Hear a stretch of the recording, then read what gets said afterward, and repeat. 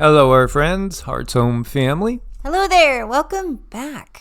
Welcome back. It's been a long time. I've been trying to search for direction for Hearts Home because feeling like the need at this point in time to make sure that we're exposing as many people as possible to new ideas and yet which direction to take Hearts Home itself. And I think we're going to kind of steer Hearts Home into a deeper look at the Vedic world. And, being that when we asked the guides, well, what tradition on earth really has the most truth in it that still is out there that people can easily dive into and uncover? And it really was the Vedic. Is as close as you can get. Nothing is perfect, and every single system has had some distortion of the dark matrix planted into it. But there's so much truth hidden in the Sanatana Dharma. There's just so much wisdom in not just the Mahabharata and the Ramayana, but in some of the other books, the Upanishads.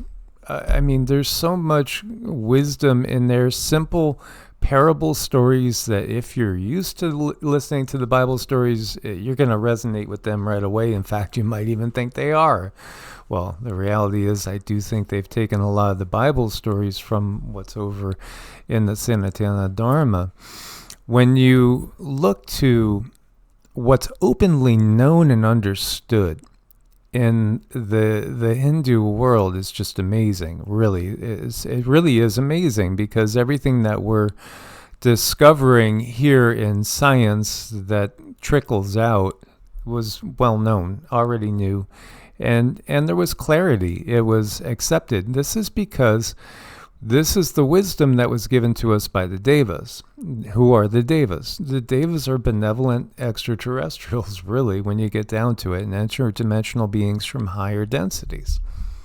Beings that came here at a certain time to help give us wisdom to carry down into the darkness. So hopefully we can find our way when it's really, really dark, and we're starting to come out of that now. But it has been difficult for many. And, when it comes to the human body and our cells and what the human body can do, they left us with a lot of that wisdom. Unfortunately, it's been covered up. It's been hidden. It's been kept from us. So it's really difficult to know, like when you're sick, which direction do you go? Because the mainstream would have you just take one chemical on top of another to try to get something to happen. But then you don't realize that you're screwing up about 10, 15, maybe 50 other processes while you try to fix the one through modern medicine. So when we look to this and you look to the number of cells in the human body, it says the average adult male has about 36 trillion cells in their body. Average adult females, 28 trillion, researchers have found. And that, again, is going to be revised over time as we get new information. Let's just suffice it to say it's a massive, massive amount of cells. Each cell is a living unit of consciousness. Every single one is an individual. And again, the life of cells, it depends on what type of cell you are. Some don't last long at all. Their lifespan is just days, and then they are gone, replaced by new cells. And yet the body functions and is able to maintain its imprint. How is this possible? Because again, everything is guided from above, from the higher densities down. These bodies are vehicles that we have basically you might as well say we've constructed our vehicles to operate in this reality. That's what our bodies are. And again, some will last a longer, much longer time than others. So, but ultimately, the cells are all replaced, and yet the pattern still is there. we do age, we do change with time. Some maybe a little more gracefully than others. But at the same time, there are changes, but then we're still the same operator in the vehicle. The Bhagavata Purana is a book I would definitely recommend. And in fact, again, finding a good English copy for translation is one of the things that we have to search for, and there's many different ones out there. What I'm gonna quote from right here is actually not this one, it's this one. It's Bhakti Yoga Tales and Teachings from the Bhagavata Purana by Edwin F. Bryant. And that it can be an issue. Translations, as we know, there's so many biblical translations that are completely wrong, but they're taken to be the way it was written down as, and even though they are completely erroneous, they sound right to us because they're what we were brought up with. When you look to the Bhagavata Purana, it is a fabulous, again, consortium. It's a library of different books, just like with the Bible. You might have the book of Isaiah, the book of all these different books put together, Kings and Chronicles, and of course the 5 books of the Pentateuch, and we go into the New Testament. They're placed together in a grouping, and this is again what you have is the case with the Bhagavata Purana. It's actually like an assortment that are put together, and it's just amazing what we get from this, because it clearly states you are living in the body of a being. You're in a being's body. Your universe that you experience is just one of an infinite number of universes. In fact, what we might be looking at from this density standpoint as an infinite number of universes are perhaps just simply cells in the body of somebody that we're living in. And yet that being is probably living in somebody else's body. This is mind-blowing teachings, but it does give a good idea to the occult terms, the Hermetic terms of, again, as above, so below, as within, so without. Fascinating stuff. As we look at the body itself, there's the physical body, the energy body, which is multi-layered, and it goes on to mind, intuitive. There's many different ways that it could be labeled, and you'll see people have their different ideas on that. And in fact, yes, the chakras are portals. Ooh, yeah, they're stargates. Their chakras are basically stargates in a sense.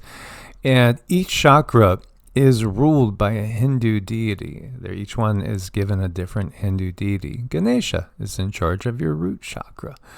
Yes, absolutely. And in those interpretations of those deities can change depending on which tradition you're looking at. Find out for yourself, explore for yourself, and because again, you are the master of your universe, and that's the way it's intended to be. So what I want to quote is over here, and if you do have or are going to get that book, it's on page 406. It's book 6, chapter 16.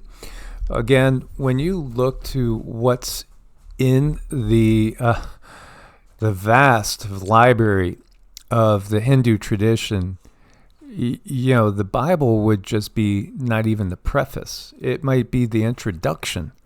It's small. It's tiny in comparison to what is out there, and this particular book on the Bhagavata Purana is by no means exhaustive or conclusive as far as there's more out there to be had. And again, it would be a series of books.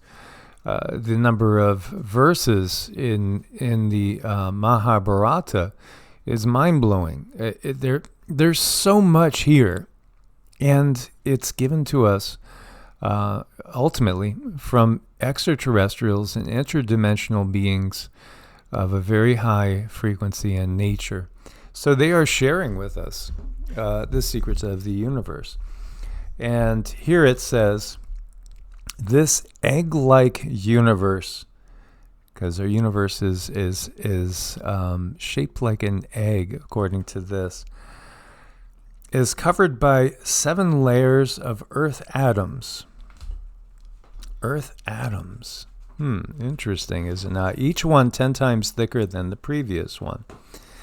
That place where it, along with billions and billions of other universes, exist like minuscule atoms, is Ananta, the unlimited one. And I just thought, when I read that last night to Cindy, there it is in one little verse, and in one tiny little verse here, and there's so many of those aha verses in the Bhagavata Purana. It'll blow your mind, and it says everything. Here you have our universe is just one universe of an infinite number of universes. You can't even begin to think of the vastness of all that's out there. And when you see some distortions where, they don't, there are people out there with some of the psyops that have been put in place by the control system that think that Earth is it and there's nothing else out there. Well, it couldn't be any farther from the truth. And yet it's also given, because this is talking about Vishnu as the creator, and the fact that we're living it literally in Vishnu's mind and body. And so when we align ourselves with Vishnu, we are aligning ourselves to the natural order of everything that is in our particular universe. I mean, it's big. There's just so much information out there. It can be just too much to bring in. But what I do is I look for practical means to apply it. I look for practicality in all of these understandings that are given to us. It's like, how can this help me with my day-to-day life? And one thing I like to try to do is I want to understand my individual cells in my own body. I want to understand my own tissues. I want to understand my own organs, because they have something to say.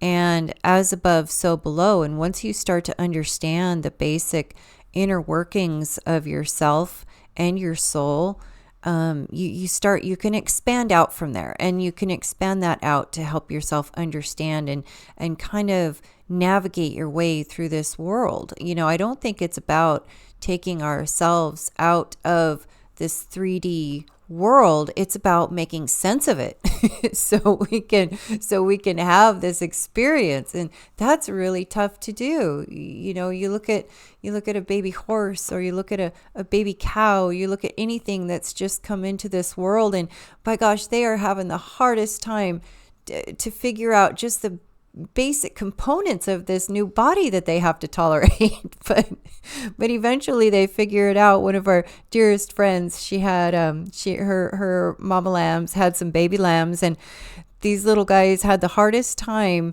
trying to figure out just simply how to nurse. It's like they were sucking on everything except for mom's teeth. It kind of took her back a little bit. She's like, oh my gosh, they have the right idea, but they're doing the wrong thing. And all of us kind of go through that. We all kind of go through that. So that's why I find it fascinating to learn and understand some about the human energy field. Because when we have these energies open, without trauma, and they are flowing freely, we are getting all the information that the universe has to offer us. And the weirdest things happen. Like if your chakras are open and unblocked, you're going to run into people, you're going to stumble upon books, you're going to run into articles that are going to serve you in your life so super well. And that's why we talk about block removal and the importance of having the energy body running very, very smooth. Absolutely. And again, our consciousness is not dependent on the physical body.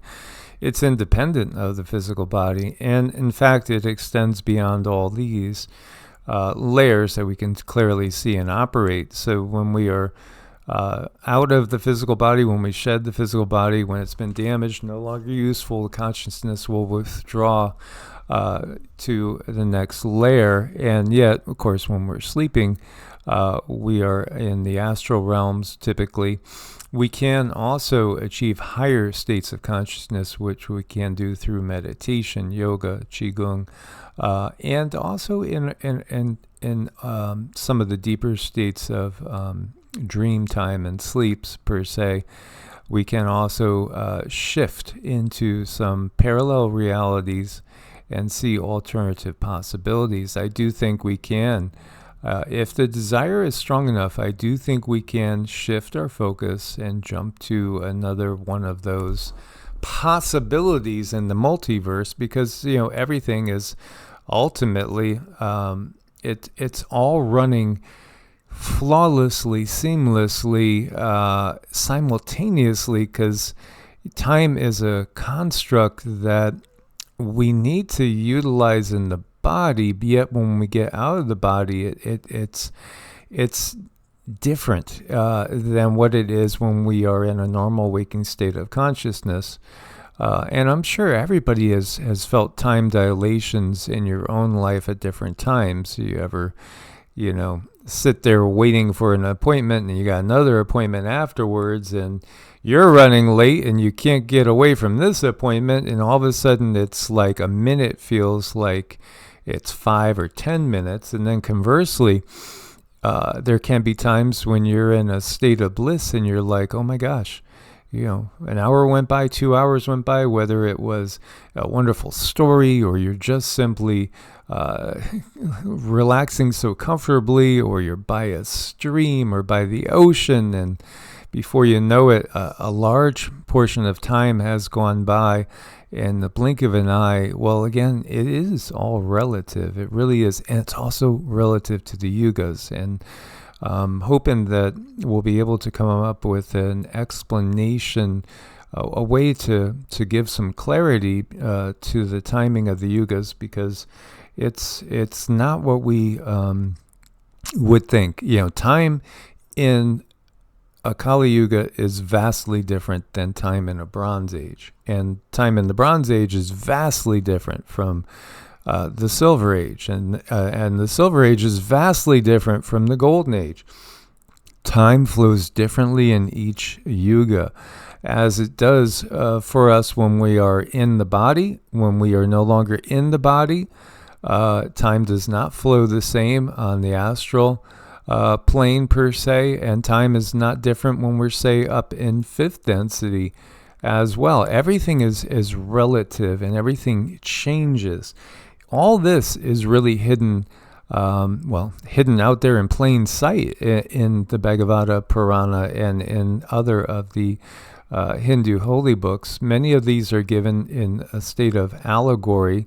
When you're looking to the Ramayana and the Mahabharata, those are done as stories, and they're done, you could look at them as large parables. When you're talking about the Bhagavata Purana, it's more of a discourse. It's a conversation that's taking place, and in these conversations are basically had among beings of a very high spiritual order. The ones that we call the rishis have given us so much information. You can think of them as ascended masters. As again, the whole concept of a multiverse is a Hindu concept, and it's been there the whole time in front of us. So can you change your reality? Yes, I think you can. Absolutely. I think you can jump. You could go to bed in one of these worlds and awaken in another. I do think that is a possibility if one is dedicated enough, desires it enough, has the discipline and as well to boot, to prioritize the meditative practice. So I just thought that was fascinating. Again, it says the egg-like universe is covered by 7 layers of earth atoms. Again, this is before when did we even discover atoms? This is thousands of years before that, in the modern sense of things. Each one 10 times thicker than the previous one, that place where it, along with billions and billions of other universes, exists like minuscule atoms, is Ananta, the unlimited one, which ultimately is you. So when you come to the realization that you are a single cell in the body of something much, much bigger, it should be pretty obvious that we need to come into harmony with the natural order of things. Otherwise, like is the case on this planet, the system on this planet has turned itself into a raging cancer, which ultimately destroys the planet. And we could see that with Mars. We could see that with Nibiru, where, again, the system has transversed through those planets. Perhaps Mars will be able to make its way back. I don't know if that's the case for Nibiru. We need to become symbiotic with nature and all that's around us. If we look at ourselves as separate from nature, separate from that which is the whole, then we will become incongruous with it, and we will find ourselves literally becoming cancer upon the land, which is the case with what we have on the planet at this point in time. Mm-hmm. I feel, what's the importance of understanding this information? Like, how can we apply it? I feel if you expose yourself to these understandings, then you have a better idea of how to step back and see the world for what it is. So you're not stuck in the middle of the forest and you can't see the forest for the trees. You want to step back and you want to step up and you want to see, okay, where do I apply my focus in this lifetime to get the best bang out of the buck. It's really about having your experience and expanding your experience to whatever you want. And we all have this ability because we all have access to it. And when I do look into belief systems, one thing I really pay attention to is the fear factor of it.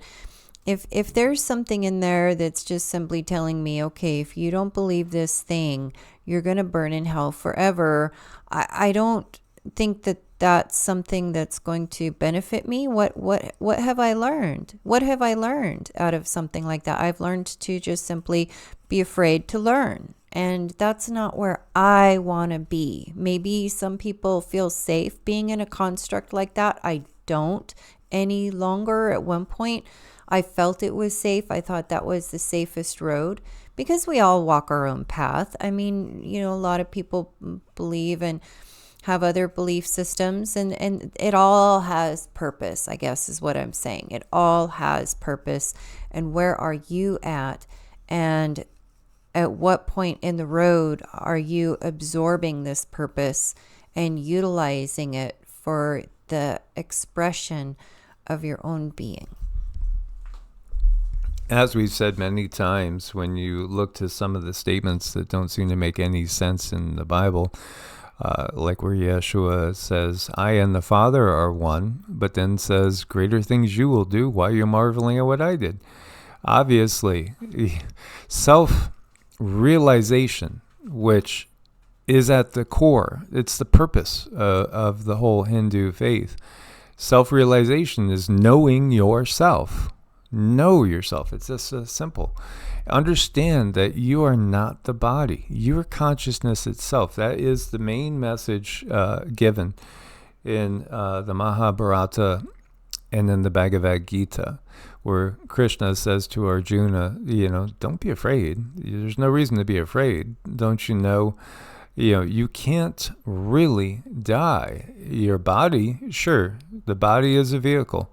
That can be damaged. It may no longer be useful, or it may no longer be needed, really, at some point in time when you've learned all the lessons that you have come here to learn. And then we just simply move on. You open up a door and you walk through it.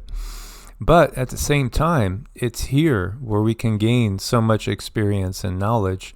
And it really is, believe it or not, a blessing to be here, because the learning here, because of that, coming in blind, so to speak, awakening and being born in a state of unknowing, gives us tremendous opportunity for growth. Mm-hmm. It does. And to me, even though, to me, the body is really the most important, because for your consciousness to travel through, it does help to have your temple. You want to make sure your temple is clean, and you're going to be able to have these expansive experiences. What we take into our bodies can create blocks. It can create the inability to expand ourselves out and understand the world that we live in. So that's something that I pay attention to too. I do my best to take care of my temple. And in my past, I didn't always do that, because I allowed it to be hurt, and I allowed other people to hurt me. And that didn't do any good. That just created a lot of blocks. So now I'm in a place where I am working on keeping everything running smooth and clean, so that I can get out there and get information and help myself and maybe other people, if they're interested, understand this place. Absolutely. So I hope that you guys got something from this, and I look forward to your comments. Much more deep dives to come. As always, source bless and namaste. Namaste.